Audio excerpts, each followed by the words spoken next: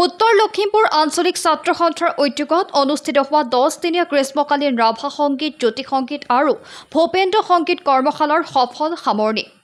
যোৱা 16 জুলাইৰ পৰা 10-দিনীয়া কাৰ্যসূচীৰে অনুষ্ঠিত হৈ থকা গ্ৰীষ্মকালীন ৰাভা সংগীত, জ্যোতি সংগীত আৰু ভূপেন্দ্ৰ সংগীতৰ কৰ্মশালাখন আজি সফল সমাপ্তি হয়। উত্তৰ লখিমপুৰ আঞ্চলিক ছাত্ৰ সন্থাই আয়োজন কৰা গ্ৰীষ্মকালীন সংগীতৰ কৰ্মশালাত যথেষ্ট সংখ্যক ছাত্ৰ-ছাত্ৰীয়ে অংশগ্ৰহণ কৰিছিল। কৰ্মশালাত অংশগ্ৰহণ কৰা সমূহ ছাত্ৰ-ছাত্ৰীকে উত্তৰ লখিমপুৰ আঞ্চলিক ছাত্ৰ সন্থাই আজি শেষৰ দিনা মানপত্ৰ প্ৰদান কৰে।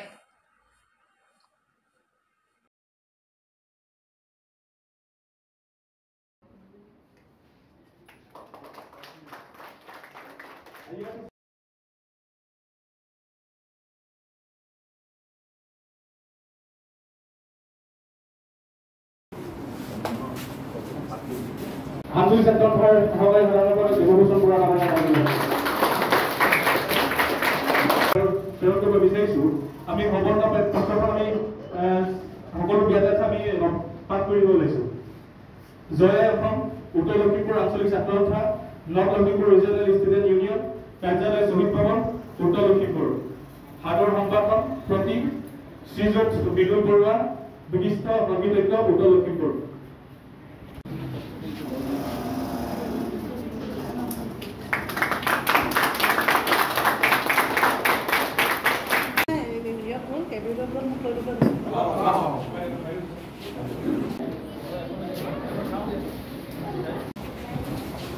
Kristina Dotto.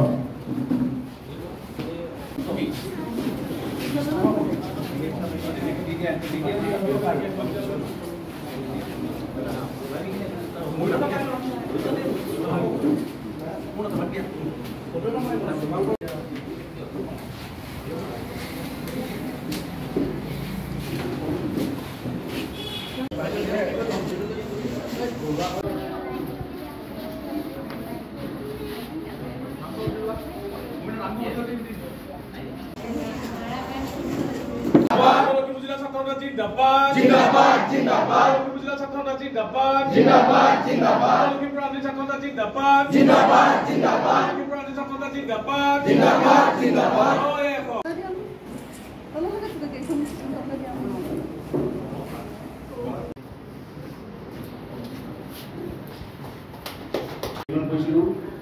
আজি আমি এই কৰ্মশালাৰ সামৰণি অনুষ্ঠানটি আগবাঢ়িছোঁ।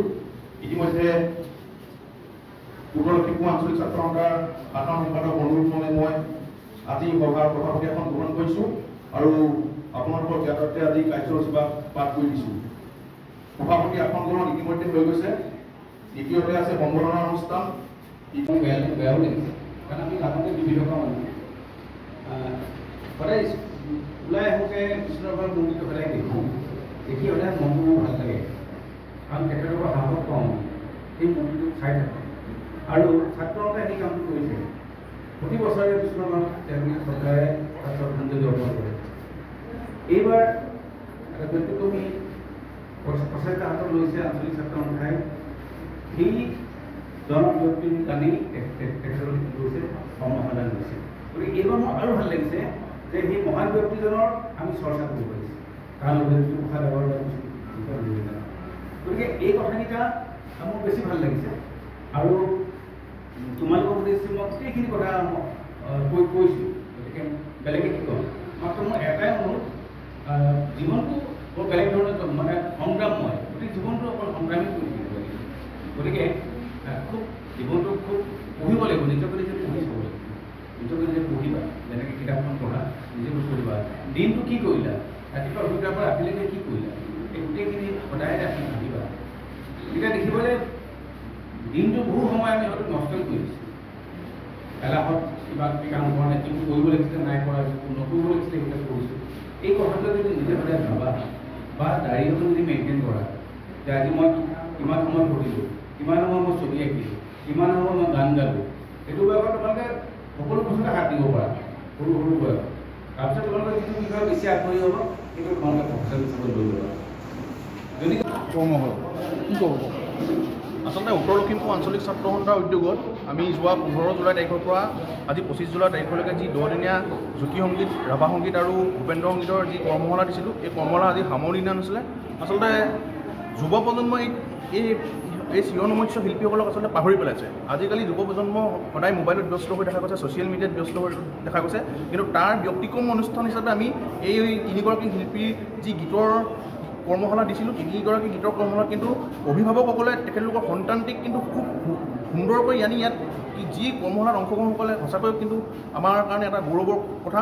যিহেতু উত্তৰ লখিমপুৰ আঞ্চলিক ছাত্ৰ সন্থাই আমি বিগত বৰ্ষৰ দৰে এই বছৰো এই গ্ৰীষ্মকালীন কৰ্মশালাটিত অংশগ্ৰহণ কৰি পাতিছিলোঁ। পতা আপোনাৰ উদ্দেশ্য লক্ষ্য এটাই আছিলে যে কণ শিশুসকলে, যিসকল যুৱ প্ৰজন্ম আগবাঢ়ি আহিছে, সেইসকল যুৱ প্ৰজন্মই যাতে এই চিৰনমস্য শিল্পীসকলক সদায় মনত ৰাখে, তাৰ লক্ষ্য উদ্দেশ্য আগৰাকী আমি এই অনুষ্ঠানটোৰ আয়োজন কৰিছিলোঁ। অনুষ্ঠানটোৰ আয়োজক কৰাৰ পিছত আমি প্ৰশিক্ষক হিচাপে আমাৰ লখিমপুৰৰ বিশিষ্ট সংগীতজ্ঞ সমগ্ৰ অসমতে পৰিচিত মৃদুল বৰুৱা ছাৰক আমি নিমন্ত্ৰণ জনাইছিলোঁ। মৃদুল বৰুৱা ছাৰে আমাৰ আমন্ত্ৰণ ৰক্ষা কৰি তেখেত আজি আমাৰ যি 10 দিনীয়া কাৰ্যসূচী আছিলে, কাৰ্যসূচীত উপস্থিত আছিল। আৰু মৃদুল বৰুৱা ছাৰে খুব সুন্দৰকৈ এই কণ শিশুসকলক খুব সুন্দৰকৈ কিন্তু তেখেতলোকৰ গীতসমূহ তেখেতলোকে